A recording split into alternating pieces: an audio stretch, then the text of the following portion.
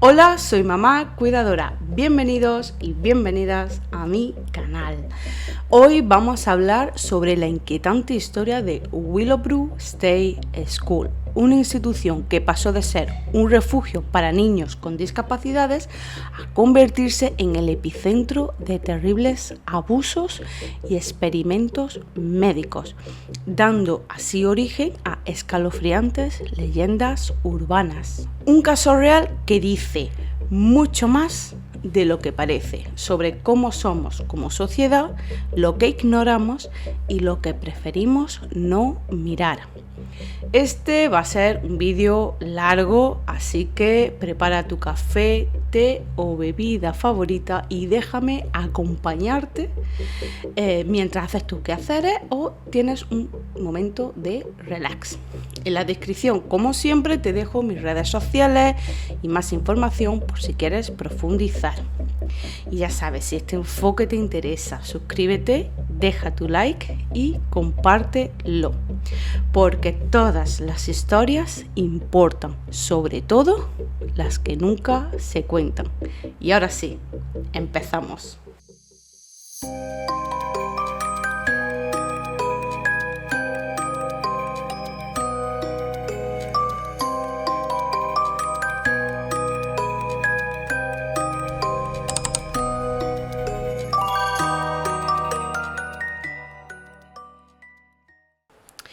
He de decir que hay muchísima información, ¿vale? Y ha sido un poco locura poner todo en orden y a ver qué incluía, qué descartaba, qué podría ser interesante, qué no. Así que espero que se entienda bien, ¿vale? Hablaré de la historia del sitio, ¿no? De lo que allí pasó, de sus repercusiones y de su lado más misterioso.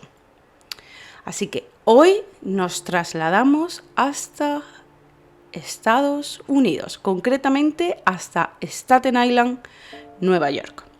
Allí se sitúa Willowbrook State School, una escuela que fue concebida en la década de 1930 como una institución para niños con discapacidades intelectuales. Empecemos con un poco de historia. La construcción se completó en 1942, pero debido a la Segunda Guerra Mundial, las instalaciones fueron utilizadas por el Ejército de los Estados Unidos bajo el nombre de Hospital General Halloran. Tras el conflicto, en octubre de 1947, el Departamento de Higiene Mental de los Estados Unidos de Nueva York inauguró oficialmente la escuela bajo el nombre que ya he mencionado antes, Willowbrook State School. Originalmente fue diseñada para albergar a 4.000 residentes. A lo largo de los años, Willowbrook fue objeto de críticas debido a las condiciones inhumanas en las que vivían los residentes. En 1965, es decir, 18 años después de su apertura, el senador Robert Kennedy visitó la institución y la describió como una vergüenza para el Estado.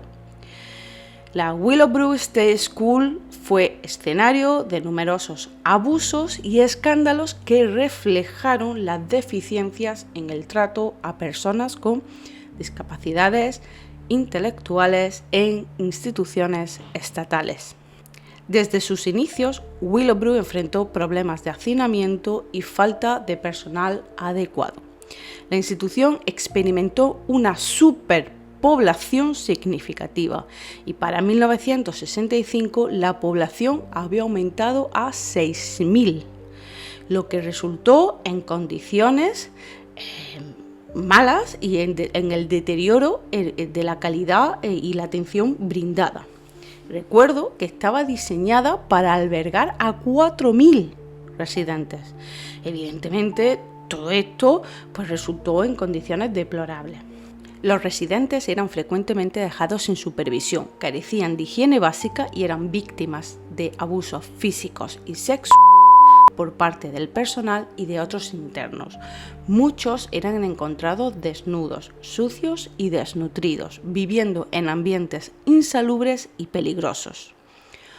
Otra de las graves negligencias descubiertas cuando todo Willowbrook se empezó a desmoronar fueron los experimentos médicos con los propios residentes.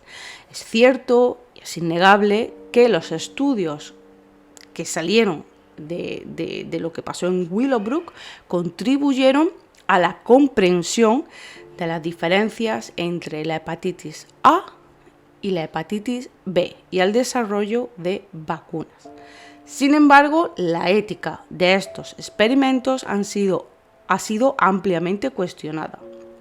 La inoculación deliberada a niños con discapacidades intelectuales, especialmente en un entorno institucionalizado, se considera una grave violación de los principios éticos en la investigación médica. Este caso es frecuentemente citado como un ejemplo de prácticas médicas no éticas y ha influido en el establecimiento de regulaciones más estrictas para la protección de sujetos humanos en la investigación.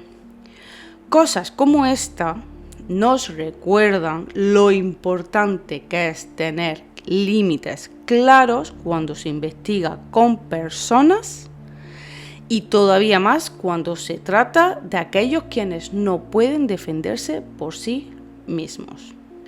Cuando Willowbrook abrió sus puertas, el lugar ya estaba marcado por el abandono, no solo por la falta de medios, sino también por algo más oscuro, la idea de que las personas que vivían allí eran menos importantes, lo digo entre comillas.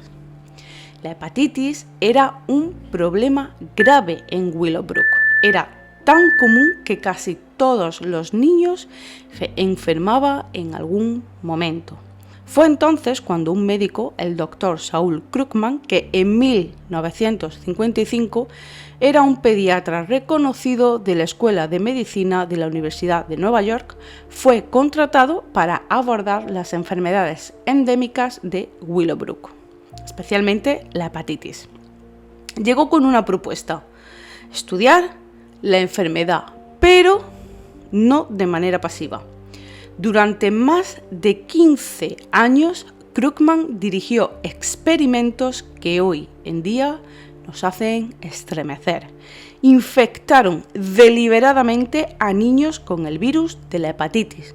Lo hicieron administrándoles extractos fecales contaminados o inyectándoles anticuerpos para ver cómo reaccionaban.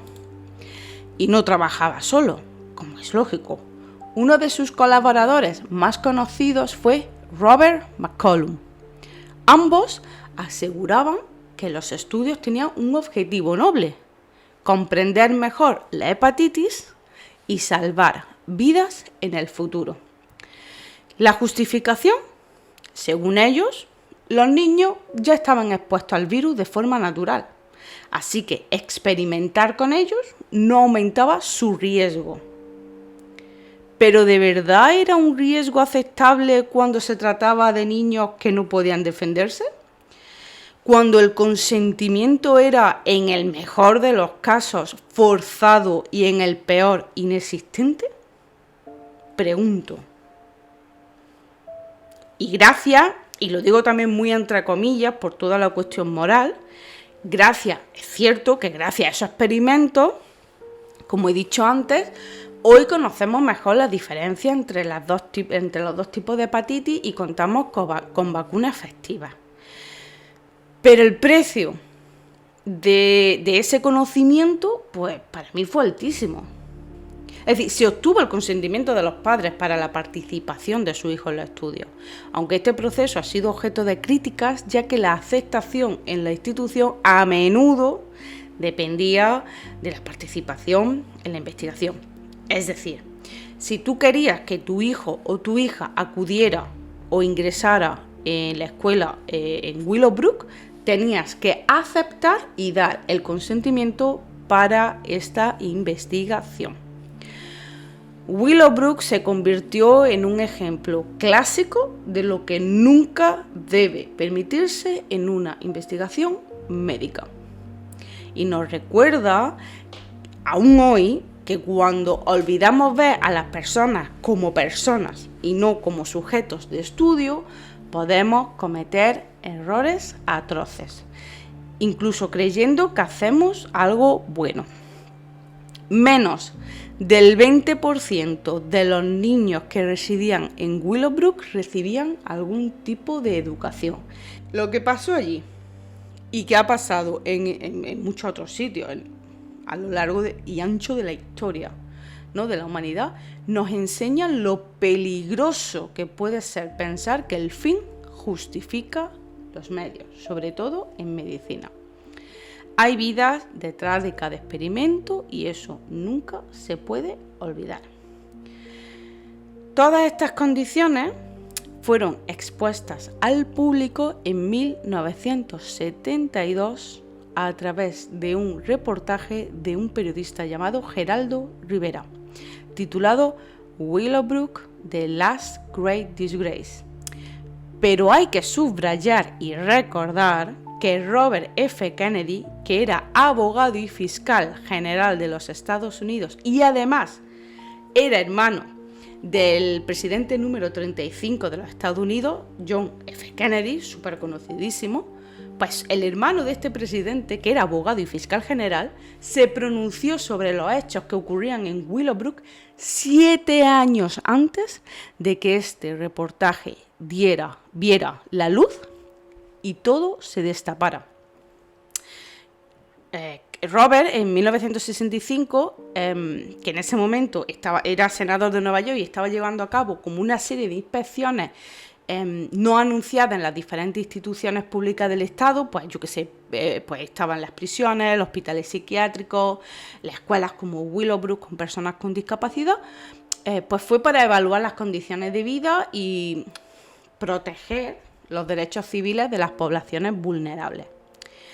Willowbrook estaba en su lista porque ya entonces circulaban rumores de abandono y maltrato. Y aunque no era oficialmente una investigación criminal, su objetivo era ver con sus propios ojos el estado real de esas instituciones. También lo hizo para presionar políticamente, para impulsar reformas sociales y social y de derechos humanos, ¿no? Kennedy quedó horrorizado y no dudó en denunciarlo públicamente usando su voz como senador. Y describió Willowbrook como una institución cuyo mantenimiento es inhumano y donde las condiciones son peores que las de nuestras prisiones. Señores y señoras, 7 largos años antes del escándalo mediático, Robert Kennedy ya había advertido del horror. Pero nadie escuchó. Y Willowbrook siguió funcionando como si nada. Y el silencio, como otras tantas veces, fue cómplice. Y como suele pasar con todo este tipo de sucesos y tragedias, siempre hay supervivientes. Y a lo largo de los años muchas personas han hablado, pero a mí me ha parecido importante nombrar a 2 supervivientes de aquella escuela. El primero es Bernard Carabello. Estuvo internado en Willowbrook desde los 3 años hasta los 21, que bueno, esto... Fue diagnosticado erróneamente con retraso mental, cuando en realidad tenía parálisis cerebral. Dijo, y cito textualmente: "Lo que viví allí fue tortura. No me trataban como a un ser humano". Bernard recuerda que no le permitían hablar, lo ataban con correas y sufría abusos físicos frecuentes. También denuncia que los residentes eran golpeados por el personal, que vivían en condiciones infrahumanas.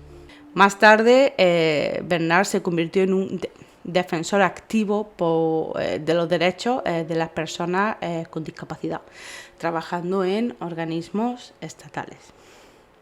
También, meter a tu hijo de 3 años en una institución es que no me entra en la cabeza. No me entra en la cabeza. Meter a tu hijo de 3 años en una institución, ¿tú no vas a visitarlo para ver en qué condiciones está? Yo, no lo entiendo. Hola, soy mamá cuidadora de edición y al final era solo un superviviente. La segunda persona de la que hablo, y evidentemente corta el trozo, era una persona que había documentado y vivido mucho todo el tema de Willowbrook, pero evidentemente a la hora de contrastar informaciones por 50ª vez, descubrí que la segunda persona que tenía como superviviente, pues efectivamente no lo era. Así que nada, simplemente porque al principio digo que voy a hablar de 2 supervivientes y el vídeo se corta en 1. También me gustaría un poquito ampliar y hablar un poco de la figura de Geraldo Rivera, ya que su trabajo fue el punto de inflexión en la caída de la escuela, ¿no? de Willowbrook. Geraldo Rivera, por poner un poco de antecedentes, es un periodista, abogado y personalidad televisiva estadounidense que nació el 4 de julio de 1943 en Nueva York. Comenzó su carrera en el periodismo a finales de los años 60 y pues bueno, ganó mucho reconocimiento porque tenía un estilo como muy directo, ¿no? Y porque sobre todo le gustaba investigar temas muy delicados, muy controvertidos, ¿no? Como el caso de Willowbrook, ¿no? Él además estudió Derecho, ¿vale? Y luego se dedicó al periodismo. En 1972, que fue el año que se descubrió todo, Rivera recibió una pista por parte de otro doctor, el doctor Michael Wilkins, un joven médico que había trabajado en Willowbrook State School, y este doctor, alarmado por lo que presenció allí, decidió contactar a un periodista que pudiera sacar a la luz la situación. Rivera, alertado ya por estas denuncias internas, ingresó en Willowbrook de forma clandestina con un equipo de cámara escondido y documentó las horribles condiciones en las que vivían los residentes. Lo que filmó fue devastador. Niños desnudos, cubiertos de excremento, tirados por el suelo sin supervisión, algunos con evidentes signos de desnutrición y abandono total. Su reportaje mostró imágenes impactantes de niños y adultos en condiciones de abandono extremo, lo que provocó, como es normal, una indignación pública masiva y llevó a una mayor atención sobre los derechos de las personas con discapacidades. Willowbrook, The Last Great Disgrace, o lo que sería lo mismo, Willowbrook, la última gran desgracia. Así se tituló el documental reportaje que se transmitió en televisión nacional. Fue un antes y un después para la conciencia pública sobre el trato a personas con discapacidades en instituciones estatales. Este reportaje de Rivera además ganó un premio Peabody y generó una ola de indignación que desencadenó en demandas colectivas, investigaciones estatales y reformas legislativas. Fue el impulso definitivo para cerrar Willowbrook años más tarde. No fue todo enseguida, esto tuvo un proceso, ¿vale? Rivera además se convirtió en una figura de gran peso en el periodismo de investigación, un referente. El caso de Willowbrook es considerado hoy un hito en la lucha por los derechos civiles de las personas con discapacidad. La transformación de Willowbrook de una institución activa a un sitio de memoria y exploración refleja la complejidad de su legado, sirviendo como recordatorio como recordatorio de la necesidad de vigilancia y compromiso continuo con los derechos y el bienestar de las personas con discapacidades. Finalmente, y de manera progresiva, desde la revelación del documental de Rivera, Willowbrook cerró de manera definitiva en el año 1987.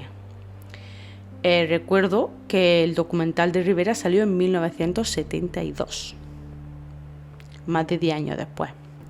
Willowbrook impactó tanto por una combinación de factores muy potentes que al unirse, pues sacudieron, ¿no?, la conciencia colectiva de Estados Unidos y del mundo sobre cómo se trataban a las personas con discapacidad y a otras poblaciones vulnerables. Esta escuela no era un caso aislado, pero sí fue el primero en ser expuesto con imágenes reales, que además estaréis viendo mientras hablo. He conseguido rescatar algunas y las estaréis viendo por el vídeo. A pitiful sound, the kind of mournful wail that it's impossible for me to forget. This is what it looked like, this is what it sounded like, but how can I tell you about the way it smelled? It smelled of filth, it smelled of disease, and it smelled of death. We've just seen something that's probably the most horrible thing I've ever seen in my life. It's that typical of war federal government, and one of the requirements for continued eligibility is that there be 80 square feet of space per patient. Here they get only 35 square feet. In the face of this terrible overcrowding, there was a ward there that stood empty because they hadn't the funds to hire the 38 people it would take to staff it. How can this be?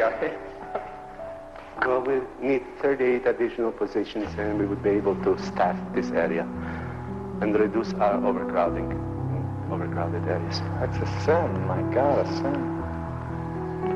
Well, we have submitted and we're expecting that we might be getting them, and then we'll be able to reduce the overcrowding in certain areas. Hasta entonces, mucha gente tenía como una idea abstracta o idealizada de estos centros.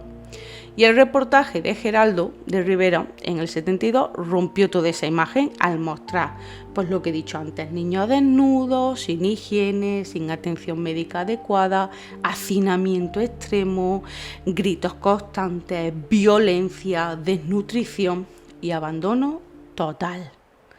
Era la primera vez que la sociedad veía sin filtros cómo el Estado escondía a las personas con discapacidad bajo condiciones inhumanas. Y durante años, médicos como Saul Krugman usaron a niños para sus experimentos en una institución donde los internos no podían consentir y no podían defenderse. Fue un escándalo comparable a los experimentos de Tuskegee o incluso los de la Segunda Guerra Mundial cometidos por ya sabemos quién, el señor del bigotito, bueno, sus minions. El reportaje de... Bueno, los japoneses también hicieron muchos experimentos, en ese sentido, y mucho más salvaje además, que ya es decir, ¿sabes? El reportaje de Rivera fue además uno de los primeros ejemplos de televisión, usándose como herramienta de denuncia social real, en horario de máxima audiencia. El impacto fue tan fuerte que el vídeo fue censurado en algunas cadenas. Muchas personas no pudieron terminar de verlo por su crudeza y además generó un debate nacional, por lo que hemos dicho antes, sobre los derechos civiles de las personas con discapacidad. Y el hecho además de que la mayoría de los internos fueran menores de edad y que muchas familias ni siquiera sabían el estado en el que estaban sus hijos, hizo que el escándalo fuera aún más doloroso. No se trataba solo del abandono, sino de una vulneración absoluta de la infancia. Que también te digo, ¿en qué momento tú eres padre, metes a tu hijo con 3 años o con 6 años o con 10 años, es que me da igual, en una institución para personas con discapacidad intelectual y tú no te enteras que tu hijo está desnutrido? ¿Tú no te enteras que tu hijo está siendo golpeado? ¿Que lo están atando? ¿Que vive entre mierda literalmente? Yo, lo siento, era otra época, ¿vale? Y es un tema que en algún momento tendremos que abordar, porque durante muchos años a la gente con discapacidad se le ha escondido. en sus casas o en instituciones. Pero que tú te escandalices, que lo entiendo, que te escandalices, pero si te escandalizas es porque no tenías ni idea de que tu hijo estaba en esa situación, con lo cual significa que tú a tu hijo no lo visitabas, ni estabas pendiente de tu hijo. Porque tú, si tu hijo tiene algún problema y tú necesitas meterlo en una institución porque no puedes cuidarlo, por lo que sea, ¿vale? Por lo que sea, tú no puedes cuidarlo, a mí yo eso no lo critico, porque todos nos podemos ver en esa situación. Ahora, eso no significa que tú abandones a tu hijo o a tu hija. Tu hijo o tu hija puede estar en una institución y tú estar pendiente de ellos, visitarlo, estar informada, llevarla a sus revisiones. Todo eso lo puedes seguir haciendo tú. Y el hecho de que tú te escandalices cuando saltó el documental de Rivera significa que tú a tu hijo o a tu hija no le hacías ni caso. Lo siento. Y de esa burra no me bajan. Si alguien discrepa conmigo, por favor dímelo en comentarios. Y si me das otra luz a todo esto, me das otra parte, otro sentido a todo esto, yo diré que sí, que te doy la razón, pero yo ahora mismo no lo veo. Dejando esto atrás, como suele pasar con los grandes sitios abandonados y con una terrible historia, el destino de las instalaciones ha sido objeto de diversas transformaciones, ¿no? Y ha capturado el interés, pues, de exploradores urbanos y, como no, de cineastas. Actualmente, gran parte del antiguo campus de lo que era Willowbrook ha sido reutilizado, sobre todo, gran parte, por el College of Staten Island, que pertenece a la Universidad de Nueva York, ¿vale? Y ocupa una porción significativa del terreno, ¿no? Sin embargo, algunos edificios originales permanecen abandonados, atrayendo así a exploradores interesados en documentar y experimentar la atmósfera de esos lugares. También se sabe que gracias a testimonios y a documentales que salieron a raíz de todo esto, ¿no? Como The Path Forward, Remembering Willowbrook, que Willowbrook también funcionaba como una ciudad subterránea, con su propia jerarquía. Se reportaron prácticas como venta de drogas, joyas y alimentos entre el personal que allí trabajaba, ¿no? El abandono de Willowbrook también ha dado lugar a leyendas urbanas, siendo la más notable la de Cropsey, que si vais a Miss Reel encontraréis una de las historias de las leyendas urbanas que he encontrado y lo he hecho en formato Reels. Se decía que tenía un gancho en lugar de mano y que acechaba en las sombras esperando a sus víctimas. Esta historia describe a veces a un supuesto paciente mental fugitivo que habitaba la ruina de la institución y otras veces de un hombre que perdió a toda su familia en un incendio provocado. Pero todas estas historias tienen algo en común: el secuestro de niños. La leyenda se entrelazó además con desapariciones reales que ocurrieron en Staten Island durante las décadas de 1970 y 1980. Esta narrativa servía para asustar a los niños y mantenerlos alejados de áreas peligrosas. Es como si fuera una especie de hombre del saco, ¿no? Aquí en España, que no sé si en otros países, quizás de Latinoamérica, también lo tienen, ¿no? El hombre del saco. La historia de Cropsey además ha trascendido las fronteras de Staten Island, convirtiéndose en un tema recurrente en foros de internet y los famosos relatos de creepypasta. Estas historias, aunque ficticias, se inspiran en la mezcla de hechos reales y leyendas urbanas, perpetuando el mito de Cropsey ahora ya en la era digital. Y bueno, si bien la leyenda de Cropsey comenzó como un cuento para asustar niños, las desapariciones reales y los crímenes de André Rand aportaron una dimensión aterradora a toda la historia. Pero, ¿quién es André Rand? ¿Y por qué está conectado a estas leyendas? Especialmente a la leyenda de Cropsey. Bueno, pues nacido como Frank Rusan el 11 de marzo de 1944, fue un delincuente convicto y presunto asesino en serie cuya actividad delictiva se centró en Staten Island durante las décadas de los 70 y los 80. Su nombre está vinculado a la desaparición de varios niños y jóvenes en la zona. Por hablar un poco sobre su background, Rand perdió a su padre a los 14 años y su madre fue internada en el centro psiquiátrico Pilgrim en Brentwood, Nueva York, donde él y su hermana la visitaban durante su adolescencia. Fue entre 1966 y 1968 que trabajó como conserje en Willowbrook State School. Tras dejar su empleo, continuó residiendo en campamentos improvisados cerca de las instalaciones abandonadas de Willowbrook.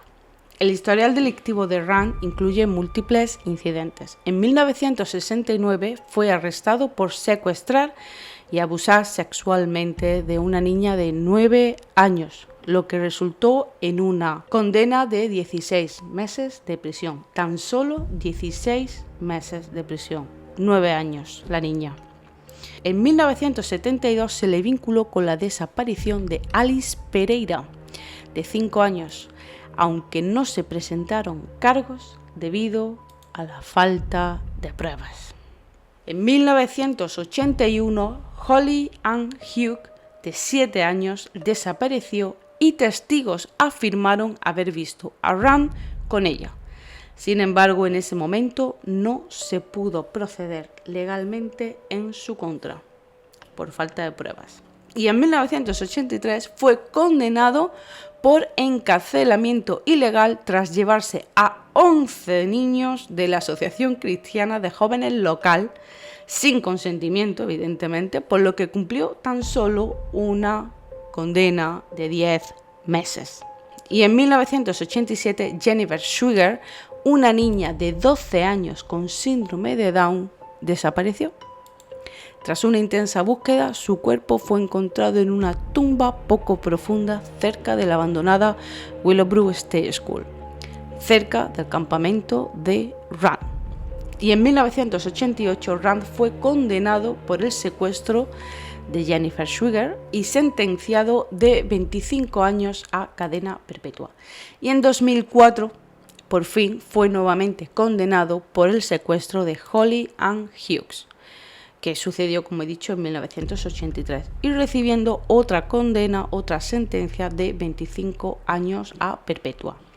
Actualmente cumple ambas condenas en prisión y será elegible para la libertad condicional en el año 2037, cuando Rand tenga 93 añitos. La figura de Rand se asocia frecuentemente, como he dicho antes, a la leyenda urbana de Cropsey, porque sin duda se destaca la delgada línea que hay entre la leyenda urbana y los hechos reales. Ya queda poco de lo que fue ese lugar terrible. La mayoría de sus edificios fueron demolidos y ahora en esos terrenos se encuentra una universidad, el College of Staten Island. Durante décadas, lugares como Willowbrook no fueron un secreto, fueron simplemente ignorados. Ignorados porque las personas que vivían allí eran consideradas una vergüenza, ciudadanos de segunda o de tercera, porque tener una discapacidad no era solo una condición médica, era un motivo para esconderte del mundo.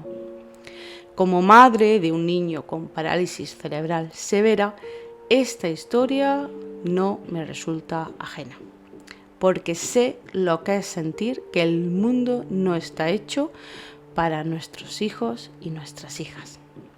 Willowbrook no es solo una historia de horror institucional, es el reflejo más oscuro de cómo una sociedad puede fallar a quienes más necesitan protección.